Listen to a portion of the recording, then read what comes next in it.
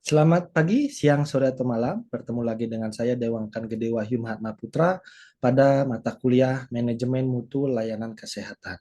Jadi pada video kali ini saya akan menjelaskan mengenai bagaimana atau cara untuk melakukan penilaian mutu dalam layanan kesehatan. Jadi topik ini akan dibagi menjadi 3 subtopik, yaitu subtopik yang pertama adalah mutu dan bagaimana perspektifnya dalam layanan kesehatan. Lalu kita akan membahas mengenai bagaimana dimensi mutu dan faktor mutu yang mempengaruhi layanan kesehatan. Lalu yang ketiga, kita akan membahas mengenai pengantar ya, mengenai penilaian mutu dalam layanan kesehatan. Kita masuk ke subtopik yang pertama, mengenai mutu dan perspektifnya. Jadi dalam manajemen mutu itu ada dua belah atau dua pihak yang terlibat dalam penilaian mutu. Ya, yang pertama adalah subjek mutu. Subjek mutu itu siapa? Subjek mutu adalah seseorang, individu atau dalam hal ini bisa disebut juga kelompok, ya, yang terlibat dalam proses layanan kesehatan. Ya, jadi dia pihak-pihak tersebutlah yang terlibat mulai dari memberikan layanan, menerima layanan, dan lain-lain. Ya, siapa saja yang terlibat atau siapa saja yang bisa disebut sebagai subjek mutu? Yang pertama ada tenaga kesehatan dan tenaga non kesehatan yang bekerja di sebuah rumah sakit, di puskesmas atau di fashiankes yang lainnya. Lalu ada pasien sebagai penerima layanan kesehatan, ada dinkes, ya, lalu ada pemerintah, pemprov, pemda, kementerian kesehatan, dan lain sebagainya. Nah, individu atau kelompok inilah yang disebut sebagai subjek mutu. Ya. Lalu ada pihak yang lain, yang kedua adalah objek mutu. Objek mutu adalah sesuatu hal, benda atau sesuatu hal yang sifatnya abstrak begitu ya, yang dinilai mutunya. Nah, inilah yang mendapat penilaian. Nah, jadi objek mutu ini dapat bersifat konkret atau abstrak. Konkret itu adalah sesuatu yang dapat dilihat, dirasakan, dipegang, dan ada bentuk atau wujudnya. Ya, contohnya apa objek mutu yang konkret? Misalnya kualitas bangunan. Apakah bangunannya kokoh, apakah bangunannya ramah lingkungan, apakah pencahayaannya cukup, dan lain sebagainya. Lalu ada juga kualitas nakes, misalnya apakah nakesnya cepat tanggap atau nakesnya itu pendidikannya sesuai, apakah nakes itu apa bisa jumlahnya dari sisi jumlahnya atau dari sisi pendidikan, umur dan lain sebagainya. Lalu ada kualitas SIM-RS, apakah SIM-RS itu aksesnya cepat atau sering error justru atau dia cepat sering error atau mungkin dia susah untuk diakses begitu. Nah, itu adalah objek mutu yang sifatnya konkret. Ada juga objek mutu yang sifatnya abstrak atau yang dia tidak ada kelihatan wujudnya tapi tetap bisa dirasakan. Ya, contohnya apa? Keramahan petugas. Ya, ketika petugasnya itu memberi murah senyum, itu kan senyumnya itu tidak apa ya, kita tidak bisa pegang senyum itu seperti apa, atau kenyamanan itu kita nggak bisa pegang. Yang namanya nyaman itu bentuknya kayak apa, itu nggak bisa kita pegang, tidak bisa kita sentuh, tidak bisa kita lihat secara langsung, tapi dapat dirasakan. Ya, keramahan, kenyamanan, kepuasan, nah itu adalah objek mutu yang sifatnya abstrak. Lanjut ya ke slide berikutnya. Ada 4 perspektif mutu dalam layanan kesehatan. Ya, ada 4 sudut pandang bagaimana kita melihat layanan kesehatan.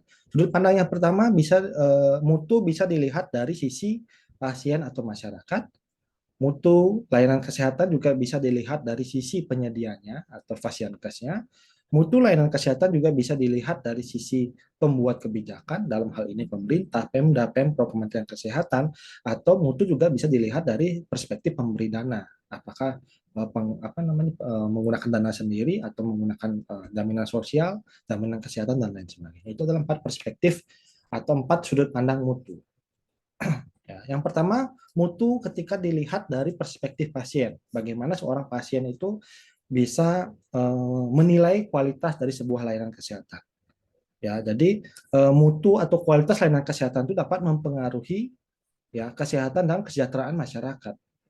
Ya, jadi dengan mutu yang baik diharapkan kesehatan dan kesejahteraan masyarakat juga semakin baik. Ya, lalu bagaimana apa saja ya bagaimana dan apa saja yang dilihat oleh seorang pasien atau seorang masyarakat ketika dia mendapat layanan kesehatan. Yang pertama dia melihatnya dari pemenuhan kebutuhan.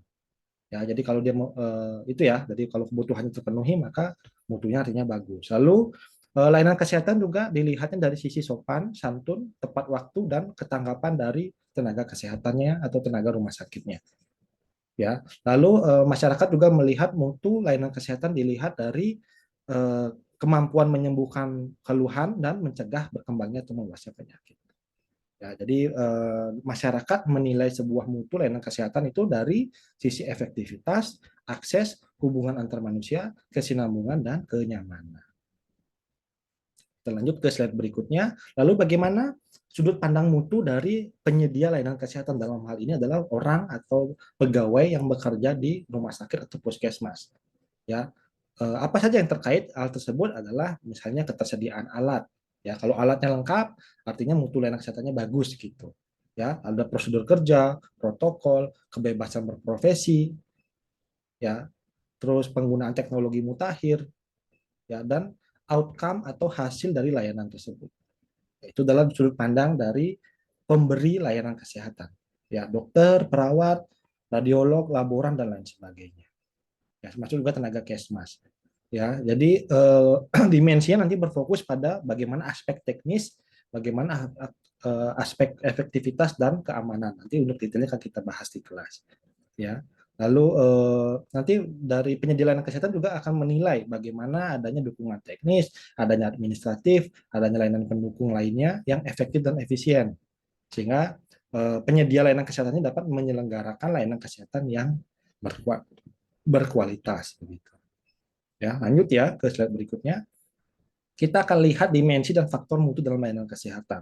Ya, jadi menurut Berry, dimensi mutu itu ada 5. Ya, bisa pertama ada dia harus berwujud, terus dia handal, dapat dipercaya, dapat digunakan dengan baik, lalu cepat tanggap, kepastian atau mendapat jaminan, ya, lalu empati, ya. Lalu menurut Brown, dimensi mutu ada 8: kompetensi teknis, akses atau keterjangkauan terhadap layanan, efektivitas, hubungan antar manusia atau hubungan antar pihak satu dengan pihak yang lain, lalu dari sisi efisiensi, kesinambungan, keamanan, dan kenyamanan. Nah, itulah mutu, itulah aspek-aspek atau dimensi mutu yang bisa dinilai dalam layanan kesehatan. Kita lanjut. Nah, ini adalah 9 faktor yang bisa dikatakan memengaruhi ya mutu dalam layanan kesehatan. Yang pertama adalah kelayakan ya. Apa itu kelayakan? Kesesuaian dengan kebutuhan dari pasien, dari tenaga kesehatannya. Nah, itu namanya kelayakan. Lalu kesiapan, ya, ada kesembilan, ada kesinambungan, ada efektivitas, efisien, kemanjuran, penghormatan dan perhatian, atau dalam hal ini empati, ya, atau dan keamanan, baik dari pasiennya, nakesnya, dan ketepatan waktu. Ini adalah faktor-faktor nanti yang bisa mempengaruhi tingginya atau rendahnya mutu dari layanan kesehatan. Lalu kita akan melihat yang terakhir, subtopik terakhir adalah bagaimana penilaian mutu dalam layanan kesehatan. Nah, ini pengantarnya. Ya, caranya ada 3 ya. Menilai sebuah mutu layanan kesehatan itu dari sisi waktu itu bisa dibagi menjadi 3. Yang pertama, menilai mutu prospektif, jadi melihat atau menilai sebuah mutu di masa yang akan datang untuk untuk tujuannya adalah perencanaan. Ketika saya mempunyai resource segini, ketika saya mempunyai waktu segini, ketika saya mempunyai tenaga SDM sekian, kira-kira mutu yang akan dihasilkan itu di masa depan seperti apa, sehingga itu digunakan sebagai perencanaan. Apakah kalau resource kita segini, mutunya sekian persen, maka kalau resource-nya ditambah, mutunya akan meningkat. Nah, kurang lebih seperti itu. Prospektif. Ada juga menilai mutu yang retrospektif ya, jadi menilai mutu atau kualitas dari layanan kesehatan yang sudah dilakukan sebelumnya. Ya, lalu ada penilaian mutu concurrent atau penilaian mutu pada saat pekerjaan atau layanan tersebut diberikan. Nah, itu 3 cara menilai mutu ya, berdasarkan waktunya. Lanjut. Lalu ada contoh pengukuran mutu. Bagaimana sih cara kita mengukur mutu? Nah, nanti teman-teman bisa melihat di sini rumusnya ya, ada 4 rumus yang bisa digunakan. Ini bisa dipilih salah satu ya. Memilihnya berdasarkan apa? Pilihlah berdasarkan apa yang kalian harapkan atau data apa yang kalian punya. Apakah kalian mempunyai skor harapan pasien, maka bisa menggunakan yang nomor 2 ya atau nomor 4 gitu ya. Nanti untuk detailnya kita akan bahas detail di kelas. Ya, lalu 4 cara mengukur kepuasan pasien. Nah, kepuasan pasien itu erat kaitannya atau customer satisfaction yaitu erat kaitannya dengan mutu dari layanan kesehatan. Ya, jadi yang pertama bisa menggunakan sistem keluhan dan saran. Jadi bisa menyediakan kotak saran yang nanti hasil dari keluhan dan saran ini akan menjadi acuan dalam perbaikan mutu layanan kesehatan. Ya, atau yang kedua bisa dengan cara berpura-pura menjadi pembeli sehingga kita tahu bagaimana sih mutu layanan kesehatan yang diberikan oleh nakes atau oleh pegawai rumah sakit tersebut. Ya, lalu yang ketiga bisa menelusuri pasien-pasien yang lost kontak atau hilang atau yang tidak kembali berobat ke rumah sakit.